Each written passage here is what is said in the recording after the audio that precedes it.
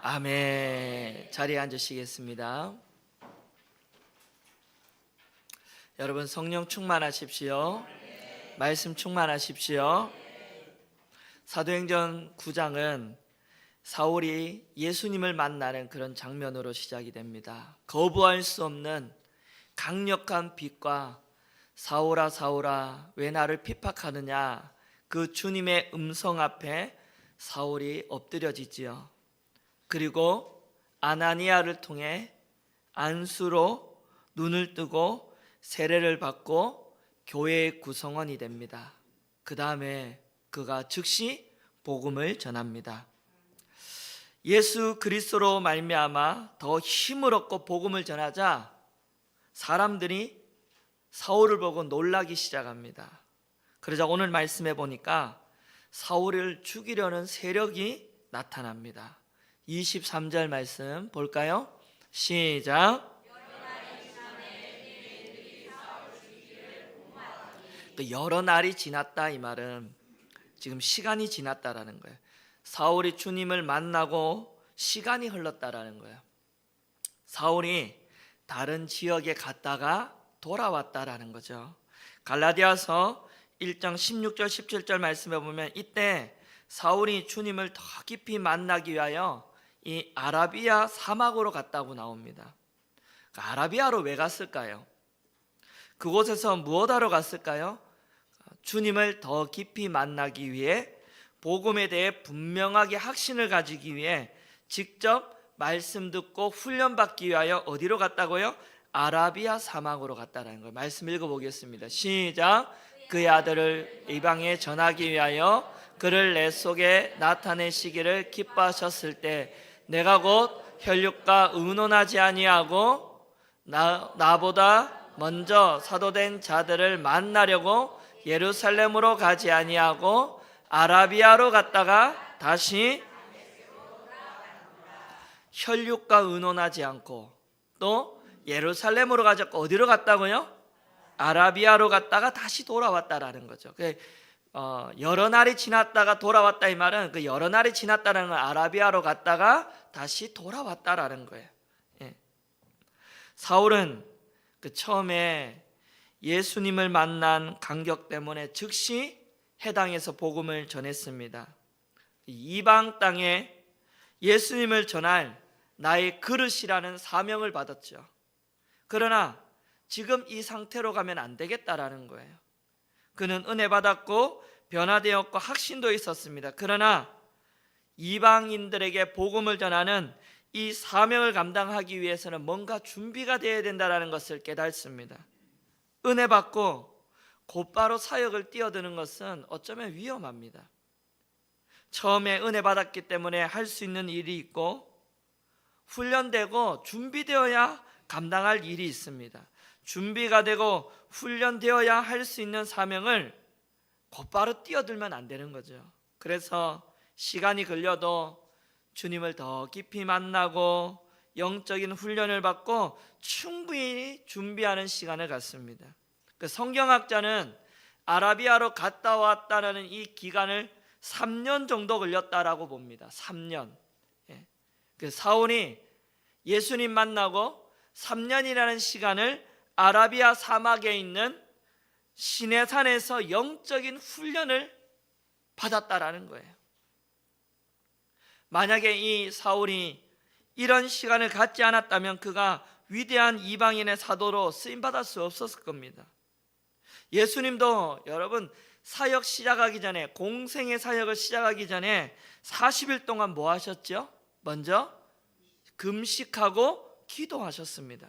사실 이런 시간을 왜 가졌습니까? 우리 주님은 이런 시간 가질 필요 없는 분이에요. 왜? 그분은 하나님의 아들입니다. 바로 사역을 해도 아무런 문제가 없는데 왜 기도하고 준비하는 시간을 가졌냔 말이에요. 이런 시간을 통해 우리에게 뭘 깨닫게 하기 위해서죠. 뭔가 사역을 시작하기 위해서는 훈련되고 기도하는 시간이 반드시 필요하다라는 것입니다. 할렐루야.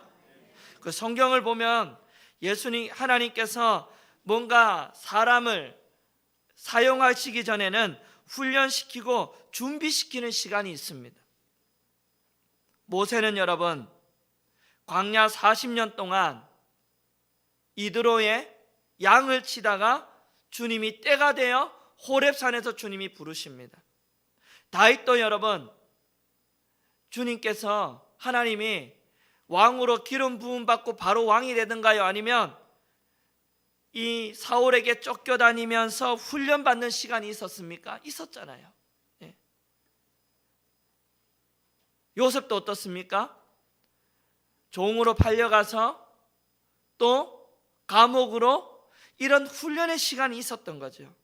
예수님의 제자도 어떻지요? 3년 동안 예수님과 동고동락하면서 훈련을 받았죠. 그리고는 주님이 승천하시고 오순절 마가다락방에 기도할 때 주님이 뭘 내려주셨습니까? 성령의 기름을 내려주셨잖아요. 그 다음에 하나님이 그들을 교회의 사도로 하나님이 사용하시잖아요. 이 교회는 이런 영적인 훈련의 시간이 필요하다는 거죠. 준비된 만큼 하나님이 기 쓰는 인생이 될 줄 믿습니다. 그러니까 훈련받은 만큼 능력 있는 리더가 될 줄 믿습니다. 교회는 여러분 훈련을 통해 계속 일꾼을 세우는 일을 해야 됩니다. 교회는 절대적으로 훈련을 통해 성숙한 성도들을 세워가야 합니다. 교회는 전도하는 일, 그리고 전도된 초신자들을 그리스도의 성숙한 일꾼으로 세우는 일에 열심을 내야 되죠. 훈련이 중단된 교회는 성장이 없습니다. 훈련이 제대로 안 되면 교회의 미래도 없습니다. 미성숙한 상태에서 계속 있어 보세요. 교회가 무슨 미래가 있겠습니까? 성장하지 않으면 어떻게 될까요? 병이 들죠. 저는 그래서 여기에 여러 날이 지남에 이 말이, 이 단어가 유독 제 마음에 들어옵니다. 여러분, 여러 날이 지나야 합니다. 제대로 된 한 성도, 제대로 된 사역자가 한 사람이 여러분 태어나기 위해서는 여러 날이 지나야 돼요. 영적인 훈련에 여러분 순간적으로 일어나지 않습니다. 성숙한 사역자가 태어나기 위해서는 오랜 시간에 이 훈련이 필요하다는 거죠. 저는 우리 교회가 미성숙한 성도가 아니라 성숙한 성도로 세워지는 교회가 되기를 축원합니다. 일꾼이 안 세워지면 교회는 제자리입니다. 제자리 걸음이죠. 훈련을 등한시하면 제자리 걸음이죠. 주님께서, 예수님도 한번 보세요. 훈련 가능한 소수의 사람을, 몇 사람을 딱 불러서 그들을 특별히 훈련시키는 게 예수님의 방법 아닙니까? 교회는 훈련을 해야 됩니다.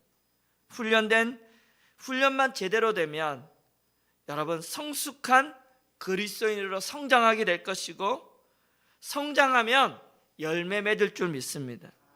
훈련의 시간이 사울이 바울이 되는데 놀라운 역할을 했다라는 것을 꼭 기억하시기를 바랍니다. 사울은 예수님의 음성을 듣고 세례를 받고 눈을 뜨고 내가 이제 준비되어야 되는구나를 깨닫고 아라비아의 여러분 시내산으로 올라갑니다. 우리도 여러분 이 아라비아에서의 훈련의 시간이 필요합니다. 우리 교회가 이 아라비아 사막의 시내산이 될 수 있기를 축복합니다. 성숙한 성도를 만들어내는 영적인 훈련소가 우리 신복교회 되기를 축원합니다. 이 훈련소를 통해 세워진 일꾼들을 아주 중요한 사역에 감당하게 하고, 그럴 때 건강한 교회 또한 부흥하는 교회, 우리 신복교회 세워질 줄 믿습니다. 그러면 여러분 참 어떤 훈련을 해야 될까? 여러분 사실은 우리 대한민국 한국교회는 이 수요 예배 시간은 오래전부터 성경을 배우는 시간이었습니다. 한국교회는 오래전부터 이 수요 예배 시간을 성경 배우는 시간으로 수요 예배를 가져왔습니다. 왜냐? 성도들이 바쁘게 사는데 이 수요 예배 시간은 다른 어떤 시간보다 성경을 강의한다든지 성경을 배우는 시간, 금요일 날에는 어떤 시간이에요? 금요일은 기도하는 시간. 그래서 이 말씀과 기도하는 이 훈련의 시간을 항상 균형 있게 가져왔습니다. 이런 말씀과 기도라는 이 훈련의 최종 목적지는 뭘까요? 말씀과 기도를 많이 하면 성도가 어떻게 될까요, 여러분? 말씀과 기도를 많이 하면 결국은 성품이 변하게 되어 있습니다. 인격이 변하게 되어 있습니다. 다른 말로 주님을 닮아가게 되어 있습니다. 훈련받았다라는 것은 성품과 인격이 어떻게 돼요? 변화되는 거예요. 주님을 닮아가는 거예요. 내가 훈련받았는데 더 사나워지는 사람, 그거는 훈련받은 게 아니라 교육받은 거예요. 교육과 훈련은 다릅니다. 교육은 정보를 받은 거지, 훈련은 변화되는 것입니다. 할렐루야. 훈련은 어떻게 해요? 나의 인격과 성품이 변화되어 누구 닮아가는 거예요? 주님 닮아가는 거예요. 모세나 다윗이나 제자들이나 훈련을 통해 나타나는 모습을 보면 전부 성품과 인격의 변화가 일어납니다. 모세가 여러분 젊을 때에는 사람을 죽일 만큼 어떻게 해요? 얼마나 다혈질이었습니까? 그런데 성경이 뭐라고 하죠? 모세가 나중에는 온유한 사람으로 성경이 나오죠. 다윗도 하나님을 의지하는 자. 여러분, 저는 우리 모든 성도님들이 여러분 날로 성품과 인격이 변화되기를 축복합니다. 교회 다니면요 이런 말을 들어야 돼요. 당신 변했어요. 한번 옆 사람과 해봅시다. 시작.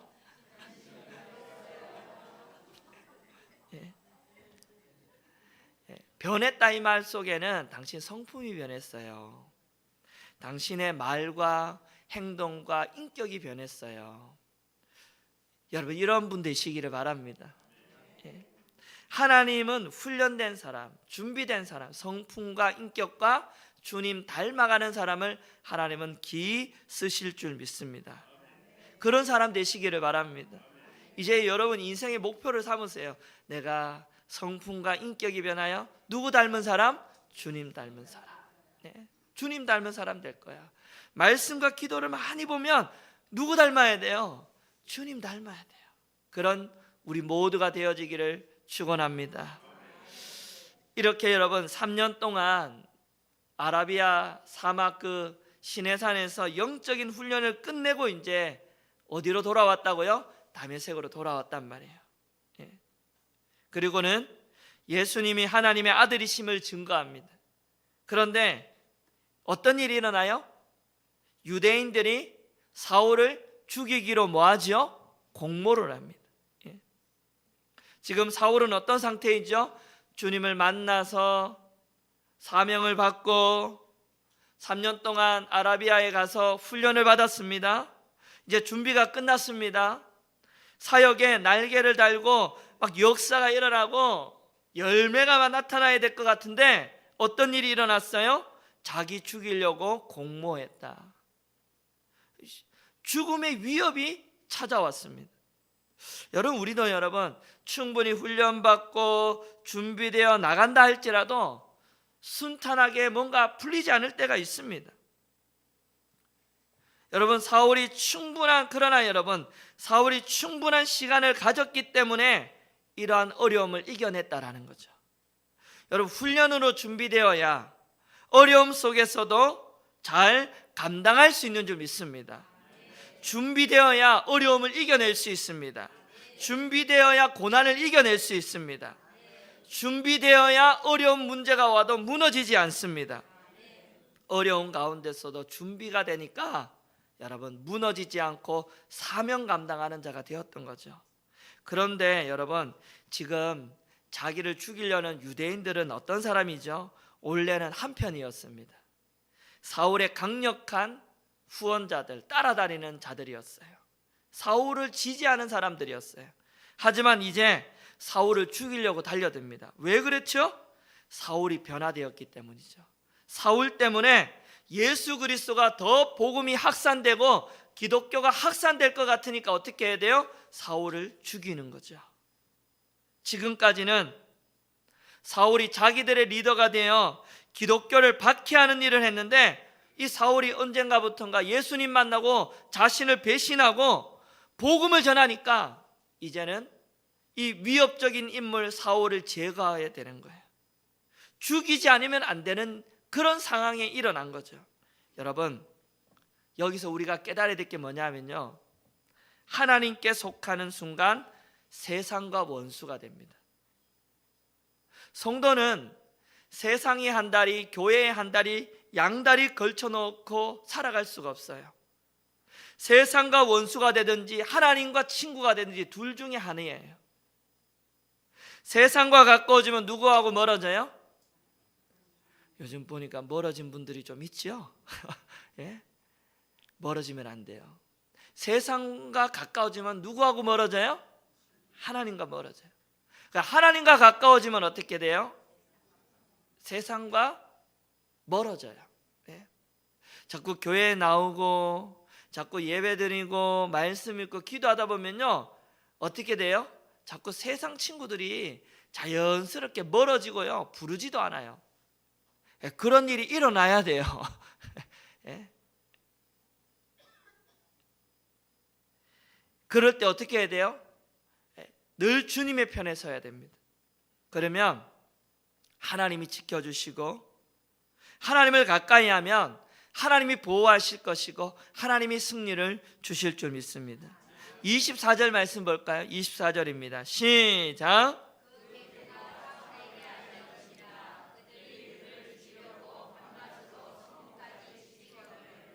사울을 죽이려고 공모합니다. 자기들끼리 은밀하게 이제 논의를 하지요. 그런데 이 사실이 누구에게 알려집니까? 사울에게 알려집니다.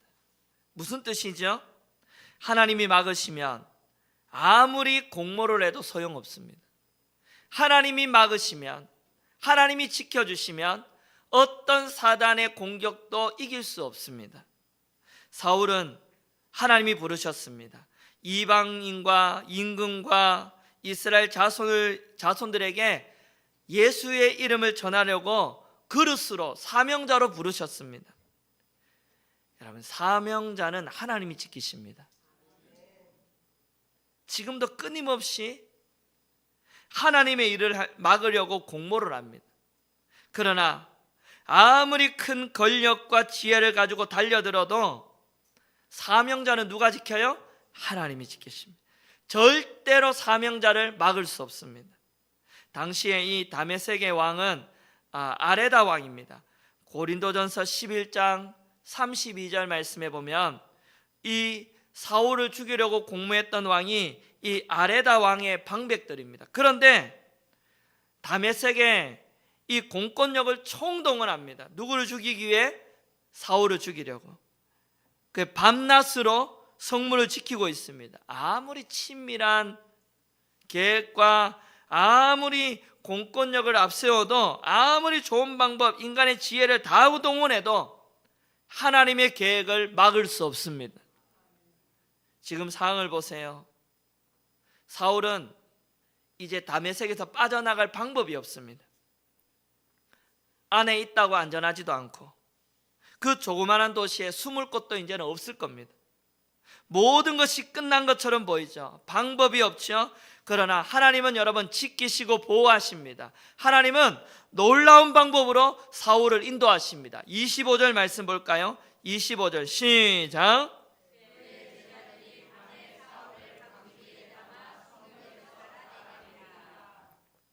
그의 제자들이 지금 사울의 제자가 생겨날 정도로 다메섹에 오랫동안 머물렀습니다.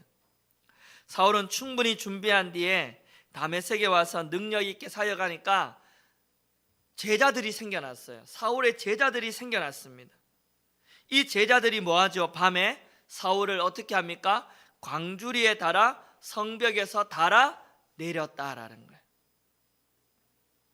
고린도후서 11장 33절에 보니까 들창문으로 성벽을 내려갔다라고 나옵니다. 한번 읽어볼까요? 시작. 나는